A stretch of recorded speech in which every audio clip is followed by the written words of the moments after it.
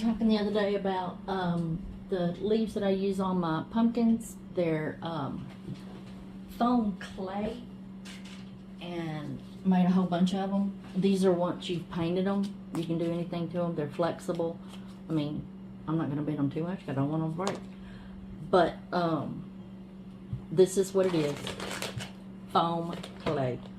It's very soft, like Play-Doh. It's not sticky. It's not going to stick to your hands. There's no smell. So this is how we're going to do it. You're going to put it in your little form. Any type of mold will work. Any type. Now, I don't know about the hard candy molds that you have. I don't know about that. But this definitely works. You're just going to smash it down in there. And I'm going to do a leaf. Get a little bit more. I'm going to do this one. And then make sure you got your edges all, cleaned up like you normally would. If you got too much on there, you just pull off what's too much. Stick it down in there good. You don't want your edges sticking up because it's not going to lay flat. And I want my edges, I want my pieces completely flat. So whatever you have left over, put back in there. I've had this bag for probably 5 years, and half the time I don't even zip it. I just fold it over and lay it down. But like I said, any type of mold you have, it don't work. It don't matter. It's going to work. No cornstarch, nothing like that. And then you don't even got to clean them when you're done. You know how if you use this for UV resin or whatever, you got to clean it when you're done. You don't have to clean this. So, let me show you how we do this. Through the magic of TV,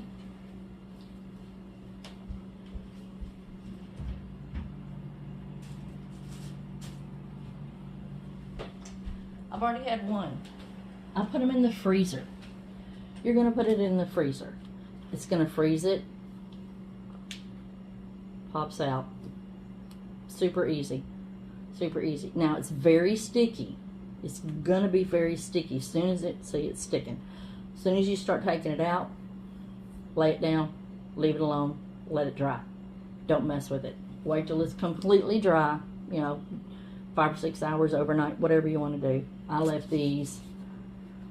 Well, I rolled these out with a rolling pin, then I cut them, with a little butter knife, and then made my indents on it.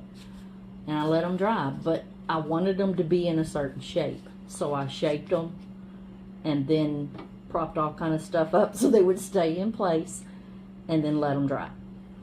Turned them over, made sure they were dry. Then I just did, I think that was 3 coats of paint on there, the olive green paint, because that's white, so it's going to take a little while to cover that. But that's how you do it. No cornstarch. I'm going to put this one back in the bag. If it gets dry for some reason, I recommend putting a little wet paper towel in there for a couple of days. Pull it, not dripping wet, but put a wet paper towel in there for a couple of days. Let's see if the other ones are ready.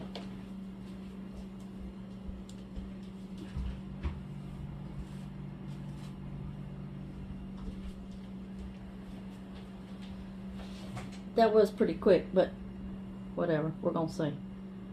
It's almost coming out. Yep, it's coming out. There it is. There it is. Came out. This ain't perfect, but we're demonstration purposes only here. Let's see if the fleur-de-lis comes out. I hate fleur-de-lis. Look, that one comes out real easy. Look at the detail it picks up. Picks up the good, really good detail. And that's all you do. No cornstarch, no nothing. You just make them up, put them in the freezer. And I mean, in 3 minutes, they're out. With no cornstarch everywhere. Because then you got to clean your mold. So, that's how you do it. Easy peasy, lemon squeezy. So, and you can make anything you want. You can make a snowman. You can do anything. Well, you ain't got to put that in the freezer, but, you can make leaves. That's what I'm going to be putting on all the pumpkins when I do the workshop. They're all going to get leaves like this. And they're going to bend, so they're not going to break. And I showed you the shrinky dink. So there's lots of ways to do to make stuff, but I do not like air dry clay because it is going to crumble and fall apart. So that's my tip for the day.